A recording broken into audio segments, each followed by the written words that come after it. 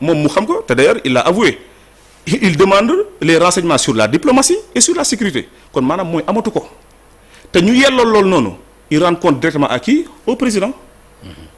parce que Sénégal amul hiérarchie étatique fii le président mën na toog benn Macky Sall toog na fi benn dimanche woo plus de 30 directeurs nationaux sali rencontre et pourtant l'intermédiation de ces profils-là c'est les ministres kon léegi ça veut dire quoi ça veut dire que moom moment bu muy nelaw wala moment bu muy wér wala moment bu muy def leneen président mën na woo ministre des forces armées mën na woo ministre de l'intérieur mën na woo ministre de la justice mën na woo keneen ak keneen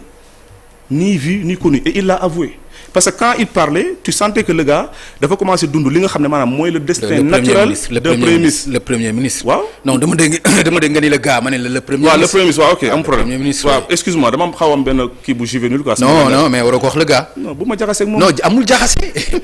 léegi dama ni moom instant bi nii dafa commencer di dund li nga xam maanaam mooy le destin naturel d'un premier ministre xam mooy lan mooy d'être isolé un premier ministre un moment que tu le veuilles ou pas tu es isolé heure bi nii isolement lay waxee parce qu'il y a des choses qui se passent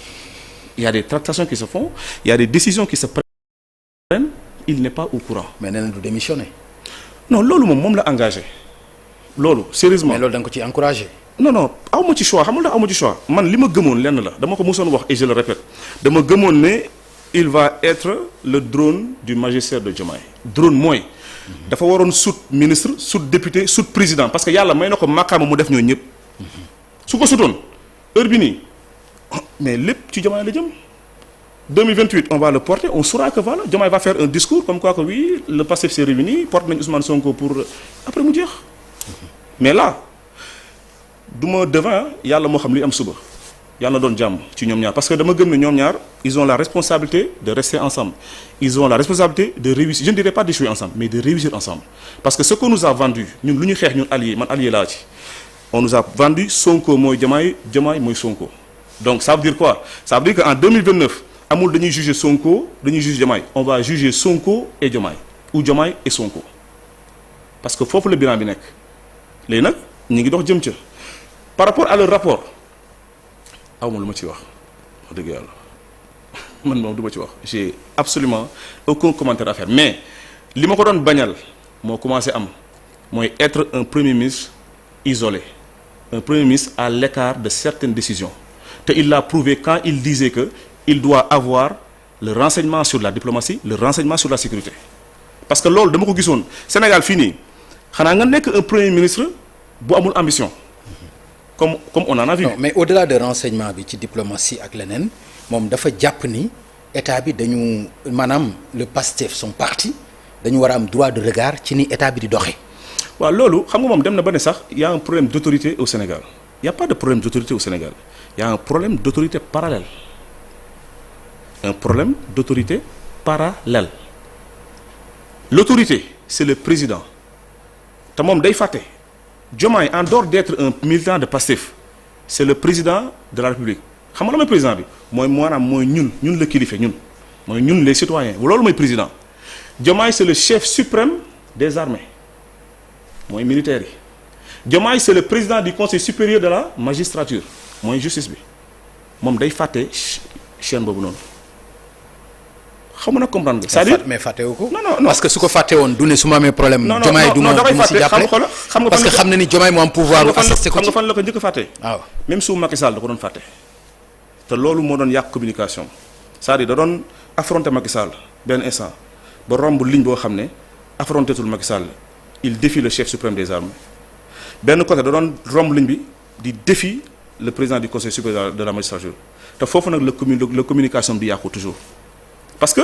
sooy communiquer en politique dose bi moo métti moo tax man ne la man chaque fois que je communique en politique am naa brouillon ba pare émission bi nii j'ai un brouillon j'étais pas posé de ba léegi néew ma la yan question la ñuy waxtaanee mais j'ai fait mon brouillon personnel boo xam ne xam naa ne su ma ñëwee lii at lii du ma ci tontu lii at lii avec plaisir mën nañ ci xóotal mais keroog ba muy mujjee wax keroog ba muy mujjee affirmé lan la wax dafa ne je vous donne rendez-vous ce soir je vous dirai l'heure kon ça veut dire que xëj na fanaa noowul sax ne dafa waroon wax ak tey askan bi yow da nga koy mesurer da nga koy préparer parce que sooy wax ak chef d'État tu parles au président officiellement mais si ginnaaw président bi y a le chef suprême nu mu tuddati le chef suprême des armées.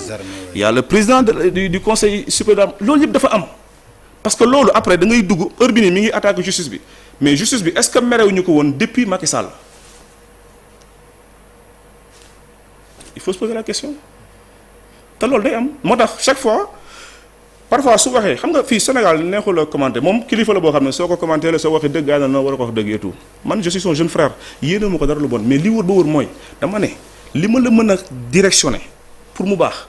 mu lay neex mu lay nakari dama koy wax. ok avec respect. alors man Tahirou dégg naa la si benn sortie boo wax ni tëjuloo say bunt c'est vrai que demandé wuloo pour rencontrer leen mais tëjoo sa bunt li nga bëgg a wax loolu mooy da nga leen di tàllal loxo pour mën a dugg seen gouvernement wala lan nga bëgg a wax foofu. non tëjuma samay bunt mooy je discute avec tout le monde moom ba ma woowee mais wax na ma nee na ma le président m'a dit à 2 reprises de t'appeler pour qu'on parle du ko weddi il m'a dit au téléphone le premier ministre wax na ma ko mais moom nee na ci moom la yéexee c'est ce qu'il m'a dit. mais man comme je faisais sous Macky Sall laay wax mais ci question bi aussi. waaw xam expliquer rek li ma wax rek mooy man li may liggéey pour Sénégal dama ko tuddee offre politique je passe des nuits blanches je réfléchis damay liggéey joxe ko gratuit non c'est pas gratuit de parce que xamul tax lu ñu mënti def suñ ko defee après da ngay defaat leneen maanaam inspiration day ñëw selon l'action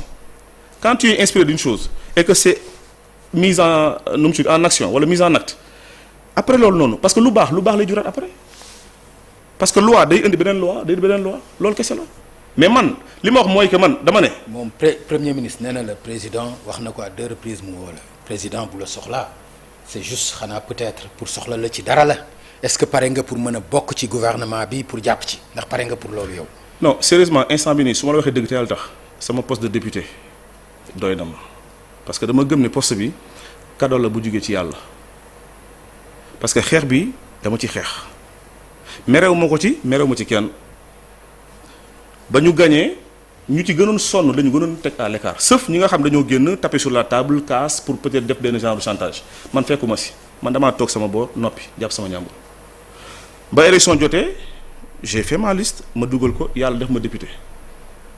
amul benn poste bu may bàyyiloo sama poste de député parce que dama gëm ne lii nii sasu yàlla la ak sasu nationaliste yi du ma ko mës a bàyyi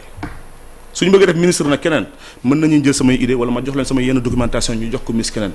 amul problème je suis député je suis fier de l'être te doyloo naa ko maa ngi ciy sant yàlla. d'accord waaw maintenant nag pour discuter avec le président wala discuter avec lui et tout bu dee dëkk bi kese tax y a pas de souci sujet bu ñu ma mën a laaj ma indi sama programme jox leen ko. d'accord parce que man j'ai un programme sur tout ce qui concerne le pays. wax nga ko léegi député bi bon nee nga benn cadeau la bu jógee ci suñu borom.